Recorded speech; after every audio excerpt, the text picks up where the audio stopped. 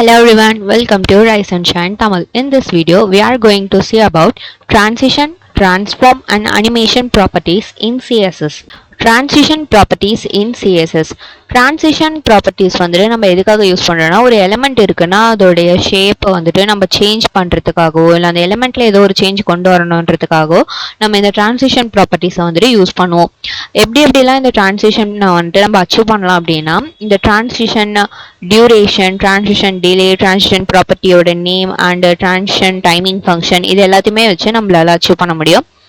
Transition duration அப்படிங்கிறது வந்துட்டு அந்த சேஞ்ச் வந்துட்டு எவ்வளோ நேரத்துக்கு இருக்கணும் அப்படிங்கிறத நம்ம செட் பண்ணுவோம். இதுக்குள்ளே அந்த டிரான்சிஷன் வந்துட்டு முடிஞ்சிடணும் அப்படிங்கிறத செகண்ட்ஸ் வச்சு நம்ம செட் பண்ணுவோம்.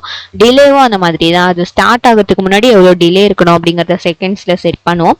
டிரான்சிஷன் ப்ராப்பர்ட்டி இதை வச்சு தான் நம்ம வந்துட்டு அதோட ஹைட், வித், பார்டர் இது எல்லாத்தையும் நம்ம வந்துட்டு சேஞ்ச் பண்ணுவோம். Next transition timing function. Timing function அப்படிங்கிறது என்னென்ன அப்படின்னா, இந்த ease in, ease out and ease in and out அப்படின்னு சொல்லிட்டு 4 வேல்யூஸ் வந்துட்டு அவைலபிளாக இருக்குது. இது ஒன்றுமே வந்துட்டு அந்த டைமிங் வந்துட்டு வேரி பண்ணி கொடுக்கும். அந்த டிரான்சிஷனோட டைமிங்கை ஒரே லீனியராக இல்லாமல் ஈஸ் யூஸ் பண்ணோம் அப்படின்னா ஸ்லோ, ஃபாஸ்ட், ஸ்லோ இந்த மாதிரி அந்த டிரான்சிஷன் வந்துட்டு அக்கர் ஆகும். ஸ்டார்டிங்கில் வந்துட்டு கொஞ்சம் ஸ்லோவாக இருக்கும், மிடில் வந்துட்டு கொஞ்சம் ஃபாஸ்ட்டாக டிரான்சிஷன் ஆகும், நெக்ஸ்ட் எண்டிங் மறுபடியும் ஸ்லோவாகிடும். இந்த மாதிரி தான் நடக்கும். ஈஸ் இன் அப்படிங்கிறது வந்துட்டு ஸ்டார்டிங்கில் ஸ்லோவாக இருக்கும் அண்ட் மிடில்லையும் எண்ட்லேயும் வந்துட்டு ஃபாஸ்ட்டாக வந்துட்டு முடிஞ்சிடும். ஈஸ் அவுட் அப்படிங்கிறது ஸ்டார்டிங்லயும் மிடில்லையும் ஃபாஸ்ட்டாக அந்த டிரான்சிஷன் நடக்கும், எண்ட் ஆகும்போது அது கொஞ்சம் ஸ்லோவாக மாறிடும். ஈஸ் இன் அவுட் அப்படிங்கிறது வந்துட்டு ஸ்டார்டிங் வந்துட்டு ஸ்லோவாக இருக்கும், மிடில் ஃபாஸ்ட்டாக இருக்கும், எண்டிங்கில் ஸ்லோவாக இருக்கும். ஓகேங்களா? ஈஸ் இன் அவுட்டும் வந்துட்டு சேம் தான்.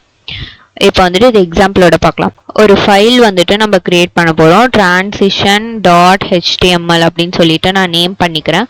நெக்ஸ்ட்டு இங்கே வந்துட்டு ஃபர்ஸ்ட்டு ஹெட்டிங் வந்துட்டு டிரான்சிஷன் ப்ராப்பர்ட்டிஸ் அப்படின்னு சொல்லிட்டு ஹெட்டிங் டேகை வந்துட்டு ஓப்பன் பண்ணிக்கலாம். நெக்ஸ்ட் இப்போ வந்துட்டு நான் ஒரு டிவ் வந்துட்டு எடுத்துக்க போகிறேன்.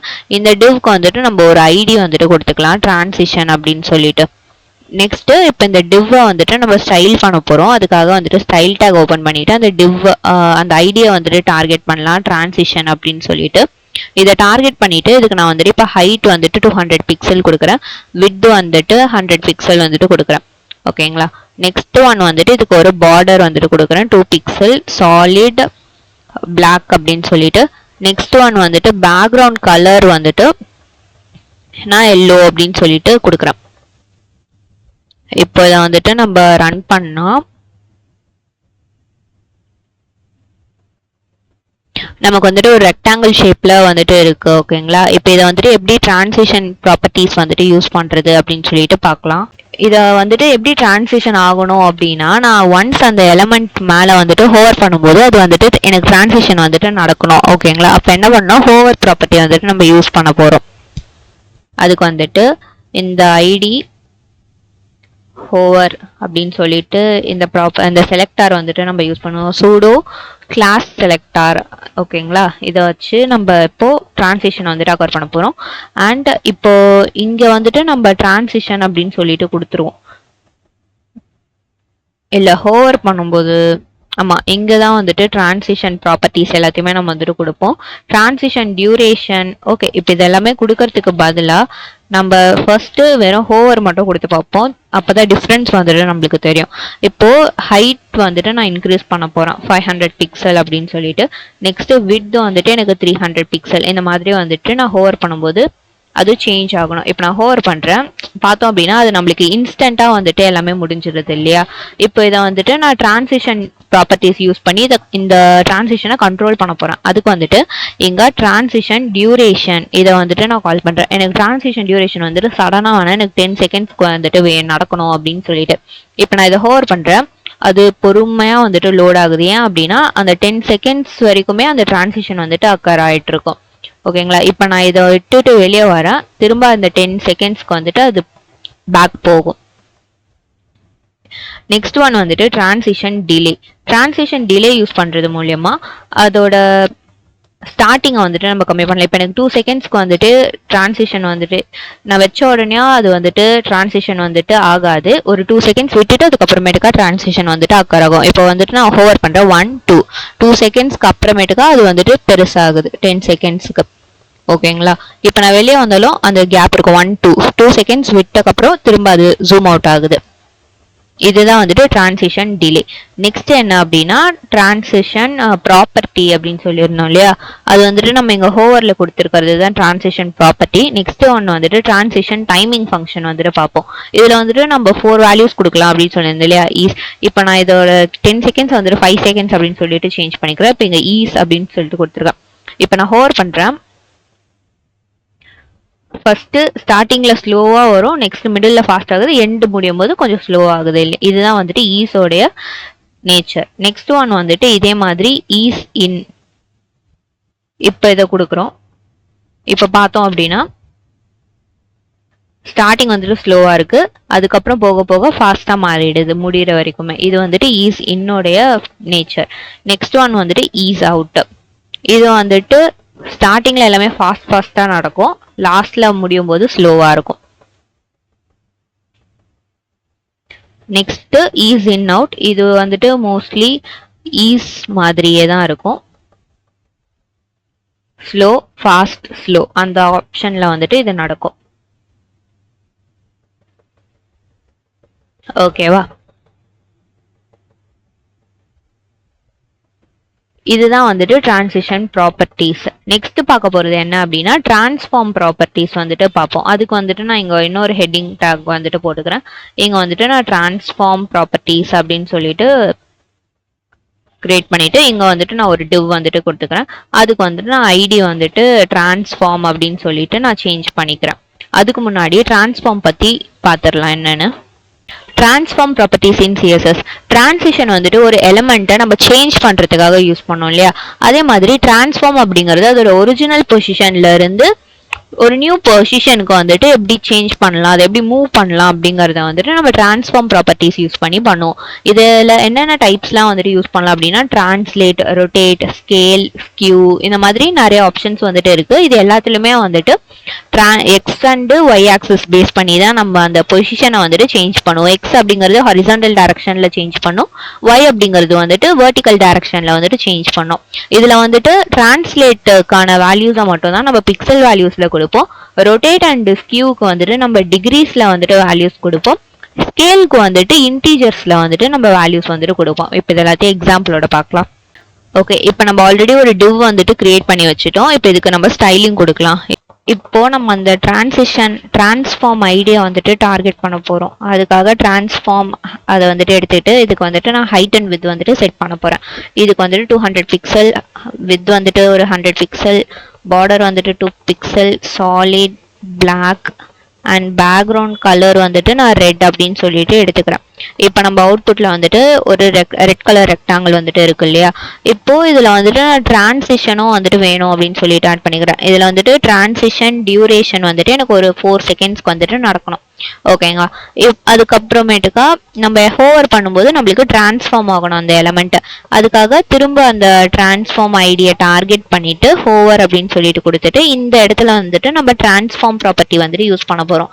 ஃபர்ஸ்ட் என்ன பார்க்க போறோம் அப்படின்னா டிரான்ஸ்லேட் அப்படிங்கறத யூஸ் பண்ணோம் அப்படின்னா நம்ம இது உள்ள வந்துட்டு 2 வேல்யூஸ் வந்துட்டு கொடுக்கணும். ஒன்னு எக்ஸ் வேல்யூ, இன்னொன்னு வந்துட்டு ஒய் வேல்யூ.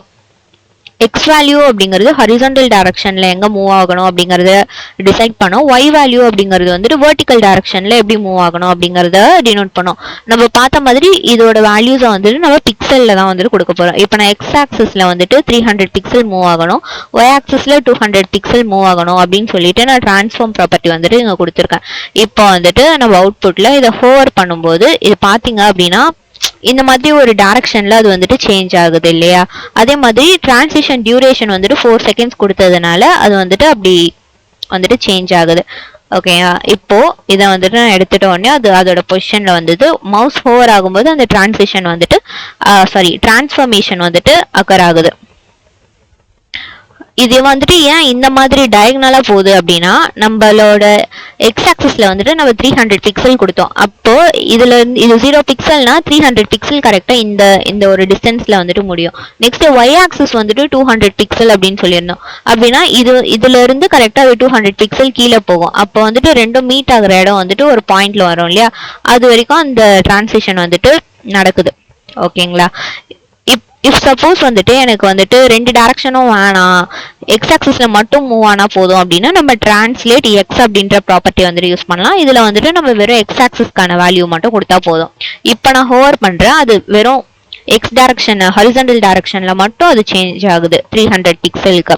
ஓகேங்களா? நெக்ஸ்ட் ஒன் வந்துட்டு வெர்டிக்கல்ல மட்டும் சேஞ்ச் ஆகணும் அப்படின்னா நம்ம டிரான்ஸ்லேட் ஒய் அப்படின்னு சொல்லிட்டு ஒரு ப்ராப்பர்ட்டி இருக்கு. இதுல வந்துட்டு நம்ம கொடுத்தோம் அப்படின்னா அது வெர்டிக்கல் டைரக்ஷன்ல மட்டும் அது மூவ் ஆகும் 200 பிக்சலுக்கு.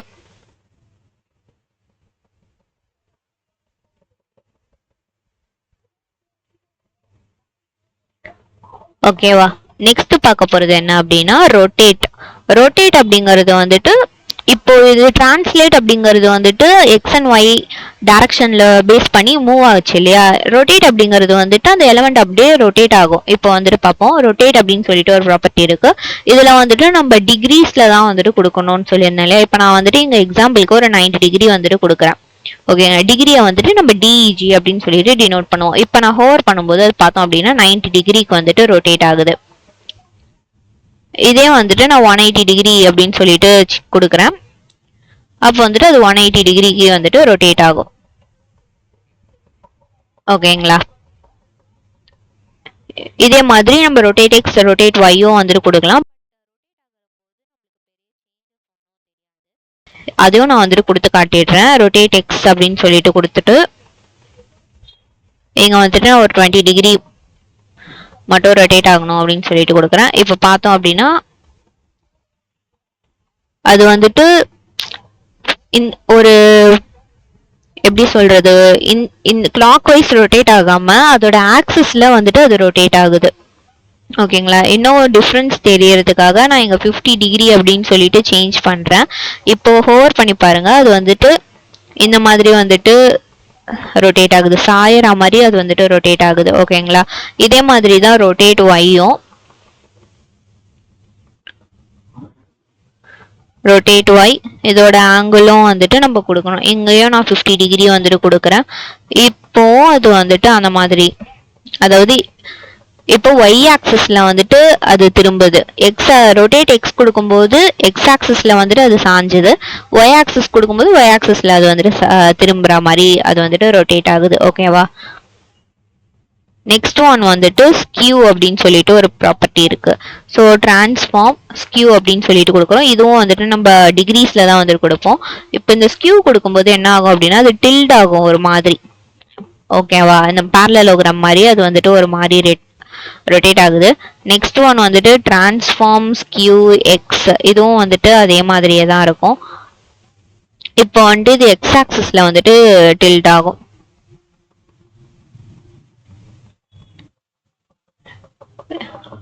தென் வந்துட்டு ஒய் ஆக்சிஸ்,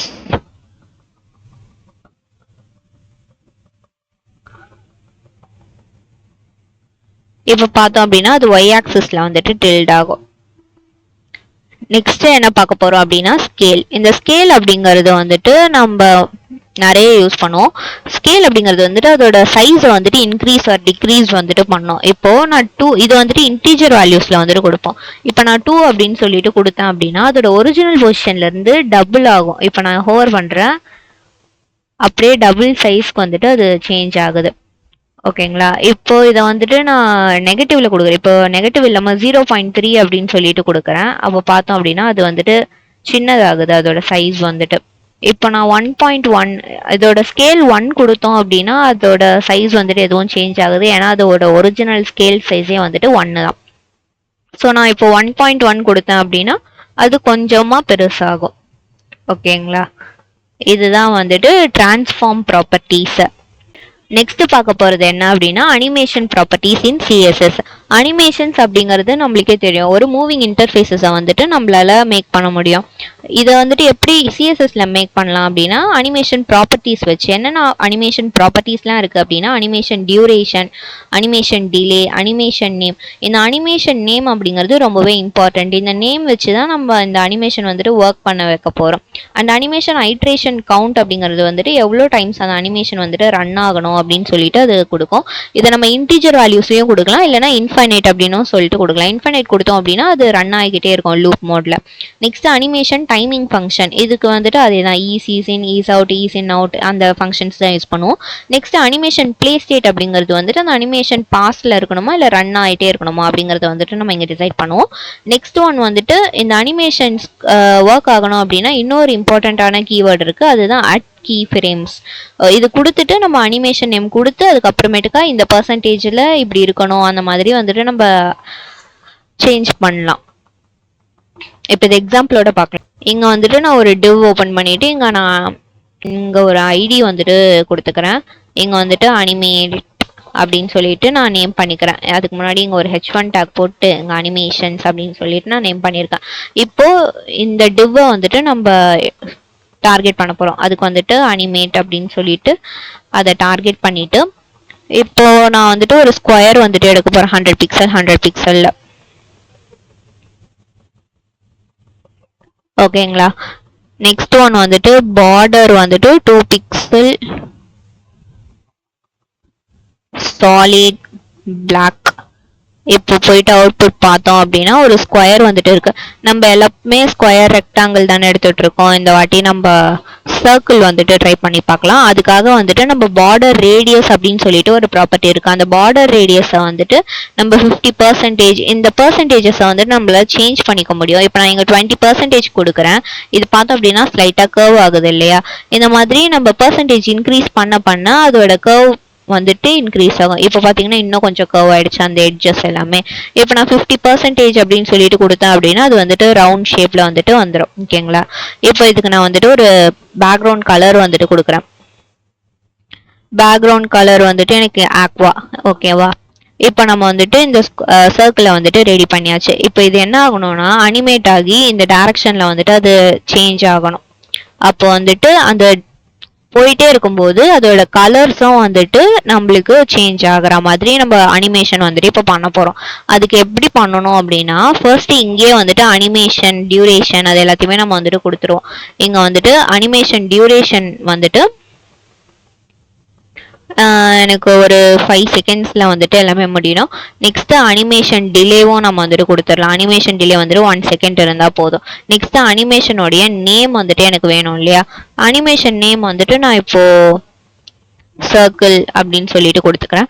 நெக்ஸ்ட் ஒன் இது நீங்கள் என்ன வேணாலும் கொடுத்துக்கலாம். அனிமேஷன் நேம் நம்ம வைக்கிறது தான். நெக்ஸ்ட் என்ன பண்ண போகிறோம் அப்படின்னா அனிமேஷன் டைமிங் ஃபங்க்ஷன் அதையும் வந்துட்டு நம்ம கையோட கொடுத்துடலாம். இதுக்கு வந்துட்டு நான் ஈஸ் அவுட் அப்படின்றத வந்துட்டு கொடுக்குறேன். ஓகேவா. அதுக்கப்புறம் இது எத்தனை வாட்டி ரன் ஆகணும் அப்படிங்கிறத வந்துட்டு நம்ம அனிமேஷன் ஐட்ரேஷன் கவுண்ட் இதை வச்சு கொடுக்கலாம். எனக்கு வந்துட்டு ஒரு 3 டைம்ஸ் வந்துட்டு அது ரன் ஆகணும் அப்படின்னு சொல்லிட்டு நான் கொடுக்குறேன். ஓகேவா.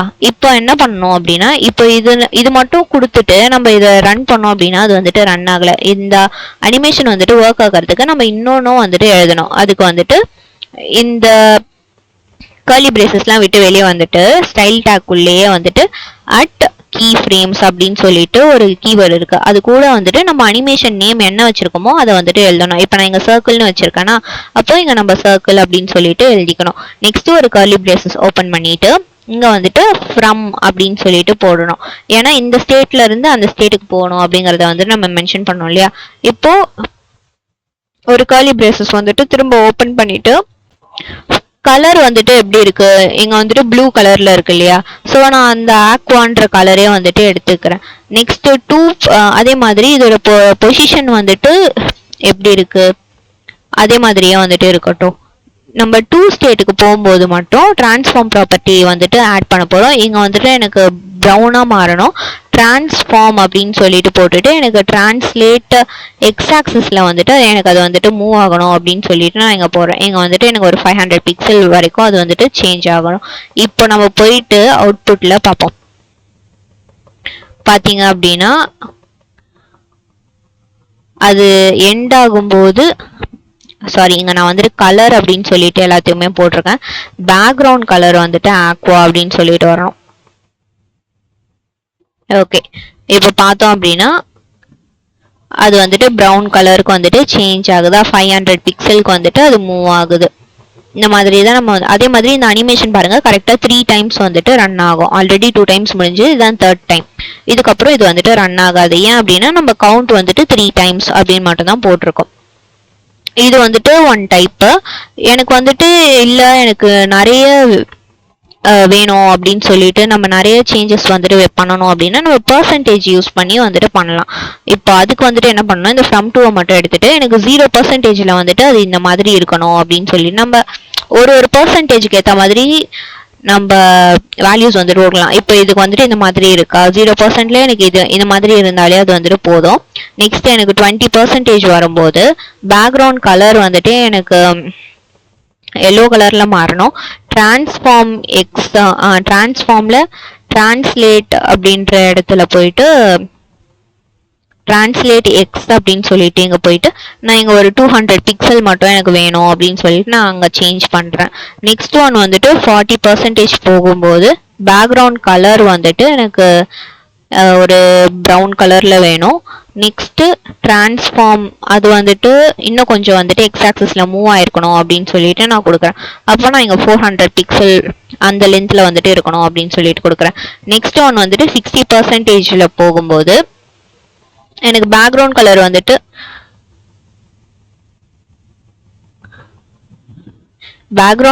வந்துட்டு எனக்கு லைட் கிரீன் அந்த கலர்ல வேணும். நெக்ஸ்ட் டிரான்ஸ்ஃபார்ம் வந்துட்டு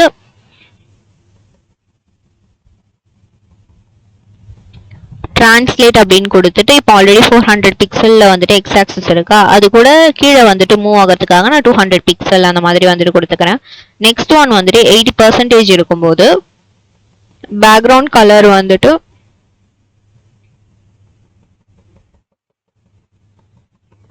எனக்கு ப்ளூ கலர்ல வேணும் அப்படின்னு சொல்லிட்டு கொடுக்குறேன். நெக்ஸ்ட் டிரான்ஸ்ஃபார்ம்ல வந்துட்டு இது எக்ஸ் ஆக்சிஸ் வந்துட்டு 0 பிக்சல்ல போயிடணும், ஒய் ஆக்சிஸ் வந்துட்டு 200 பிக்சல்லே வந்துட்டு இருக்கணும் அப்படின்னு சொல்லிட்டு கொடுக்குறேன். ஓகே, 100 பிக்சல் கொடுத்தாலும் கொடுக்கலாம், இல்லை நாளாக வெட்டலாம். ஓகேங்களா, இப்போ எனக்கு இந்த மாதிரி இருக்கு. இப்போ இதோட அவுட்புட் வந்துட்டு எப்படி இருக்குன்னு பார்ப்போமா? எங்க பார்த்தோம் அப்படின்னா அது ஆல்ரெடி ரன் ஆயிடுச்சு.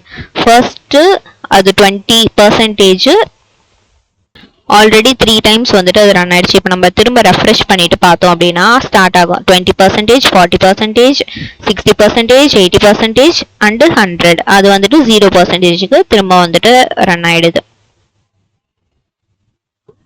ஓகேங்களா, ஒரு பர்சன்டேஜ்லயும் அதோட ப்ராப்பர்ட்டிஸ் வந்துட்டு இந்த மாதிரி அப்ளை ஆகுது. இந்த மாதிரி தான் நம்ம வந்துட்டு அனிமேஷன்ஸ்லாம் வந்துட்டு கிரியேட் பண்ண முடியும். ஓகேங்களா, that's it about the video. If this video finds you helpful, please like, share and subscribe to our channel. Thank you.